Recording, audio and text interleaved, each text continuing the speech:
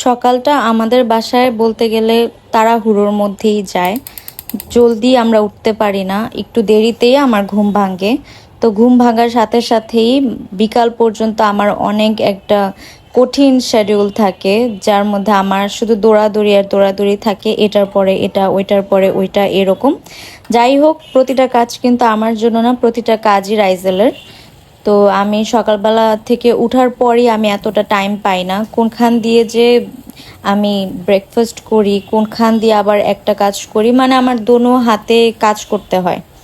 তো সকালটা আমাদের তাড়াহুড়োর মধ্যে যায়, যার কারণে আমি ভ্লগটাও সুন্দর করে কন্টিনিউ করতে পারি না।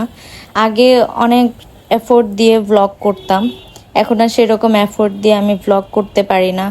আমি ভ্লগ কি, আমার লাইফের প্রতিটা কাজে এখন আমি একটা বেশি এফোর্ট দিতে পারি না। আমার 24/7 যাই এখন শুধু রাইজেলের কাজে, মানে আমার এক্সট্রা কোনো নিজের বলতে কোনো কাজ নেই, সব কাজ রাইজেলের। শুধু বলতে আমি নিজের বলতে খাওয়া দাওয়া আমার যেটা নিজের মানে ম্যান্ডেটরি করতেই হবে, ততটুক ছাড়া এক্সট্রা আমার নিজের কোনো কাজ নেই।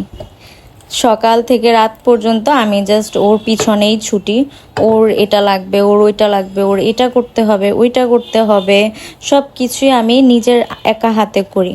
যেহেতু আমার আম্মু আর আমি বাসায়, তো আমি তো এখন আম্মুকে আর রান্না বাড়াতেও তেমন একটা বলতে কি, আমি একদমই আম্মুকে কাজে সাহায্য করতে পারি না। তো আম্মুর বাসার প্রতিটা কাজ করতে হয়, হেল্পিং হ্যান্ড যতটুকু করে দিয়ে যায়। তারপর থেকে আমাদের বাসা আবার সেই আগের মতোই অনেকটা নোংরা হতে শুরু করে, যেহেতু বাচ্চাদের বাসা, বাচ্চার ঘর, অনেকটা নোংরা থাকবে, এটাই স্বাভাবিক।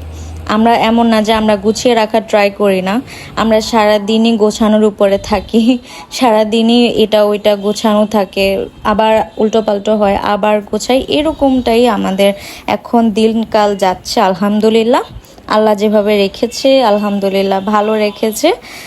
তার মাঝে এক কাপ চা যদি আমি পেয়ে যাই, ওইটা আমার জন্য অনেক আরামের হয়, অনেক রিল্যাক্সিং একটা টাইম হয়। ধরুন আম্মু একটু ফ্রি আছে, সেই টাইমটা আমি রাইজেলকে আম্মুর কাছে দিয়ে রাখলাম, তখন এক কাপ চা বসে খাচ্ছি, বা সাথে যে কোনো একটা ব্লগ দেখলাম, এটা একান্তই আমার নিজের একটা সময় হয়ে যায়। তো ওই অতটুক টাইমে আমি নিজের জন্য পাই। তারপর আলহামদুলিল্লাহ 2-1 দিন আমি ট্রাই করেছিলাম যে কফি দিয়ে লেবু দিয়ে একটু গরম পানি দিয়ে খাওয়ার জন্য, বাট 2 দিনের বেশি আমি কোনো কিছুই কন্টিনিউ করতে পারি না। ইনফ্যাক্ট আমি তো 2 দিন খেয়ে তারপর ভুলেই গিয়েছি যে আমি এরকম কোন একটা প্র্যাকটিস করছিলাম যে আমি এরকম কিছু একটা করব। এই আর কি, আমার লাইফে এমনই চলছে। এখন আমি কোন একটা জিনিস কিচেনে চুলায় বসিয়ে দিয়ে আসলাম, তারপর কিচেন থেকে বাহির হলেই আমি সেই জিনিসটা ভুলে বাসায় মানে অন্য কাজে লেগে যাই আর কি। তো এখানে আমি একটু রোজ প্যাটেলস বানানোর প্ল্যান করেছিলাম। কিছুদিনের টানা বৃষ্টিতে আমাদের ছাদের প্রতিটা গাছ অনেক বেশি সুন্দর হয়ে উঠেছিল, অ্যান্ড গোলাপ গাছও অনেক গোলাপ ধরেছিল। তো মেজম্মু একটা একটা করে আমাকে এনে দিত, বা সেদিন 4টা ফুটেছিল গোলাপ, আমার জন্য মেজম্মু নিয়ে এসেছিল। তো আমি চাচ্ছিলাম যে রোজ প্যাটেল করে রাখি, যে কোনো একটা ডেজার্ট আইটেম, বা আমি যদি নেক্সট তেল বানাই তখন এটা ওই তেলের সাথে আমি অ্যাড করতে পারবো। আর এই যে এখানে আমার বেবি কাজকর্ম, উনি হচ্ছে ওষুধের এই বাটিটাকে নিচে ফালানোর প্ল্যান করছিল। তো বাটিটা নিচে পড়েনি, ওর যে ওয়াকার আছে ওয়াকারের একটু সাইডে দিয়ে বাটিটা আটকে গিয়েছে, তো ওখান থেকে আবার এই ওষুধগুলোকে নিচে ফালাচ্ছে। আর এই যে ওয়াইপসের যে বক্সটা, এটাও সে প্রথমে নিচে ফালিয়েছে। মানে সারাদিন উনারও একটু টুকটাক, এখন বড় হচ্ছে, উনিও একটু সবকিছু করছে, যেখানেই যাচ্ছে সে কিছু না কিছু একটা ফেলে দিচ্ছে, এরকম আর কি।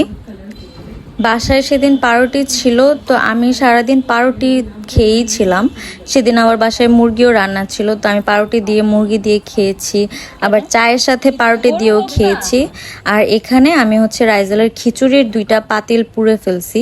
প্রথমে নিচের পাতিলটা পুড়ে ফেলছিলাম, তারপরে ওই খিচুড়িগুলো অন্য একটা পাতিলে নিয়েছি, তারপরে ওইটাও পুড়ে ফেলছি।